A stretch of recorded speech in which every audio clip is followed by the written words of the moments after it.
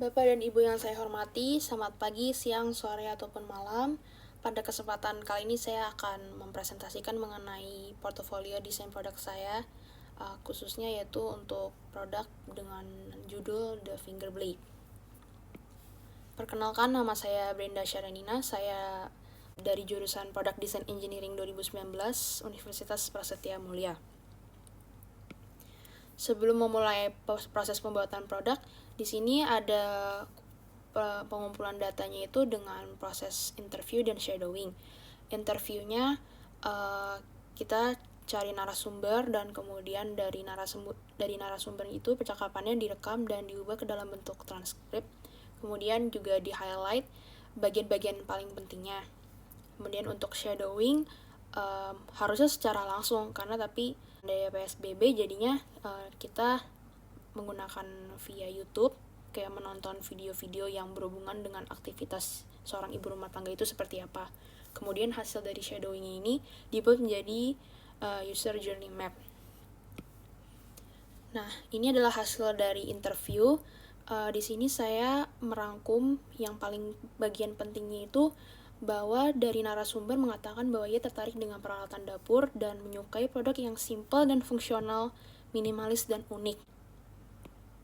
Nah, empathy map ini ya adalah merupakan sebuah cara yang dapat membantu kita menganalisa sih bagaimana si narasumber ini apa yang ia rasakan, misalnya apa yang ia pikirkan atau apa yang ia lakukan. Jadi di sini kayak lebih terorganisir apa yang mau kita cari dari narasumber. Nah, ini adalah user personanya. Dan ini bukan beneran manusia di kehidupan nyata, ini cuma sebatas imaginary person aja yang dibuat sebagai bentuk gambaran kasar aja. Dia bernama Alia Danisa. Di sini adalah seorang ibu rumah tangga, sudah menikah, memiliki 2 orang anak, umur 38 tahun dan bertempat tinggal di BSD Tangerang. Nah, dia selain menjadi ibu rumah tangga juga bekerja menjadi jasa pembuat kue rumahan. Nah, pain point-nya itu pertama, ia membutuhkan beberapa waktu untuk dapat mengerti sih bagaimana cara menggunakan benda-benda yang memiliki mekanisme baru atau kayak misalnya canggih tapi berbeda yang kayak dia belum pernah mengetahui cara penggunaannya gimana. Nah, juga yang kedua itu kadang ibu ini suka membeli benda-benda yang di luar ekspektasinya, yang harusnya ternyata bagus dan harganya ya walaupun mahal itu tapi nggak sesuai dengan ekspektasi dia, jadi kayak dia kecewa gitu. Nah, kebutuhannya itu yang pertama adalah smart home, kayak mungkin fitur-fitur yang canggih tapi tetap mudah untuk digunain. Yang kedua itu adalah produk simple yang fungsional tapi juga harganya terjangkau. Dan yang ketiga, produk yang mendukung suasana belajar ataupun kerja dengan ideal untuk keluarganya. Nah, di sini adalah user journey map ini lebih ke arah menggambarkan visualisasi ya aktivitas yang dilakukan oleh seorang ibu rumah tangga itu setiap harinya seperti apa. Nah, di sini adalah affinity map-nya itu. Ini adalah salah satu cara untuk brainstorming seorang desainer, di mana di sini jadi desainer tahu dibagi menjadi kategori-kategori gitu. Misalnya kita jadi tahu goals-nya tuh apa, problemnya tuh apa, kebiasaannya tuh apa, dan kebutuhan dari penggunanya itu seperti apa. Nah, sering banget nih banyak yang meremehkan seorang ibu rumah tangga lah gitu kesannya. Tapi sebenarnya tuh mereka banyak pekerjaannya walaupun cuma di rumah doang gitu. Nah, inilah yang menyebabkan ibu rumah tangga ini merasa kayak kecapean atau kayak keteteran karena juga nggak menggunakan jasa ART gitu kan.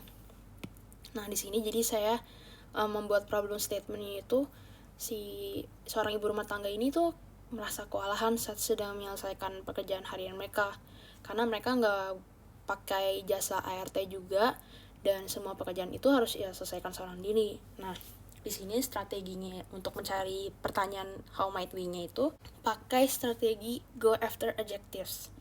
Yang di sini artinya bagaimana caranya mengatasi rasa kewalahan ini. Pertanyaan how might we-nya itu bagaimana caranya agar pekerjaan harian yang membuat seorang ibu rumah tangga merasa kewalahan menjadi lebih mudah dan efektif untuk diselesaikan tanpa adanya bantuan dari orang lain. Nah, di sini product ideation-nya itu ya menciptakan suatu produk yang berfungsi untuk meringankan dan mempercepat pekerjaan ibu rumah tangga. Nah, di sini saya juga membuat 3 alternatif desain. Yang pertama the finger blade, yang kedua simple portable dishwasher, dan yang ketiga electric clothes dryer rack. Untuk the finger blade sendiri ini adalah alternatif desain yang pertama, yaitu berfungsi untuk memudahkan pengguna untuk mengupas buah, sayur, dan lain-lainnya. Nah, keunggulannya tuh apa sih? Dia lebih menjamin keselamatan dan lebih efisien dan mudah juga digunakan dibandingkan alat-alat pengupas lainnya. Dia terbuat dari material thermoplastic rubber dan juga stainless steel. Kemudian untuk alternatif desain yang kedua, yaitu simple portable dishwasher. Dia ini berfungsi untuk memudahkan pengguna untuk mencuci peralatan dapur ya. Keunggulannya juga lebih ramah lingkungan, ringan, portable, cepat, dan mudah digunakan. Materialnya dari plastik.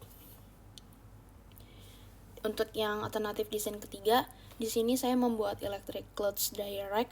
Ini memudahkan pengguna untuk mempercepat pengeringan pakaian. Terutama keunggulannya itu tidak harus menggunakan panas matahari. Jadi di sini mengandalkan kekuatan tenaga listrik gitu.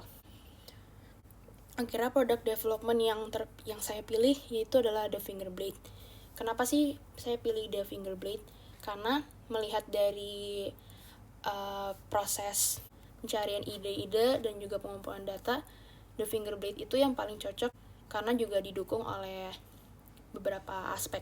Yang pertama yaitu dia ini sangat karena mudah digunakan dan aman digunakan, jadi dia bisa digunakan oleh siapapun dari segala umur. Nah, misalnya untuk anak-anak itu juga aman. Kemudian juga dia menghemat waktu dan sangat mengatasi problem statement yang telah saya buat. Nah, di sini adalah desain tipe A, di mana dia two finger grip dan juga bagian pisaunya itu berbentuk horizontal. Jadi luas permukaan pisau itu lebih luas lah. Kemudian untuk desain tipe B, di sini finger gripnya cuma satu dan bagian pisaunya vertikal, namun bentuknya masih sama, kotak kayak gitu. Kemudian untuk yang desain tipe C, dia one finger grip juga dan bagian pisaunya juga vertikal. Nah, ini adalah mood board yang menggambarkan finger blade itu seperti apa. Ini juga adalah perceptual mapping di mana produk the finger blade itu berada di kategori simple design dan safety dibandingkan produk-produk lainnya. Nah, ini adalah value proposition canvas di mana di sini itu dengan rancangan yang sudah dibuat dengan apa yang diterima oleh pengguna itu sudah saling memiliki hubungan dan memenuhi apa yang dibutuhkan oleh konsumen. Nah, di sini kemudian adalah feedback dari user yang telah saya tanyakan bahwa beliau menjawab ia menyukai desain tipe A karena dengan alasan grip 2 jari itu lebih mudah untuk menggerakkan pisau. Artinya kayak lebih presisi lah saat digunakan. Kemudian juga karena jangkauan pisaunya lebih luas, berbentuk horizontal soalnya kan. Beliau juga menanyakan bagaimana cara membersihkannya, materialnya terbuat dari apa gitu. Nah, improve-nya itu beliau mengatakan jika desainnya mungkin bisa lebih dibuat unik dan tidak kaku kotak seperti itu. Nah, ide dari beliau itu bagaimana jika kerangkanya seperti yang tipe C, namun gripnya juga 2 jari dan bentuk permukaan pisaunya berarah horizontal gitu. Nah, dari hasil feedback ini adalah final design model saya, dan saya juga sudah menyampaikan kepada user dan user menyukainya. Ukurannya seperti di samping 6,5 cm kali 6,5 cm. Ada bagian jaringnya juga. Kemudian inilah gambaran secara keseluruhannya. Sekian dari penjelasan desain portofolio saya. Sekian dan terima kasih.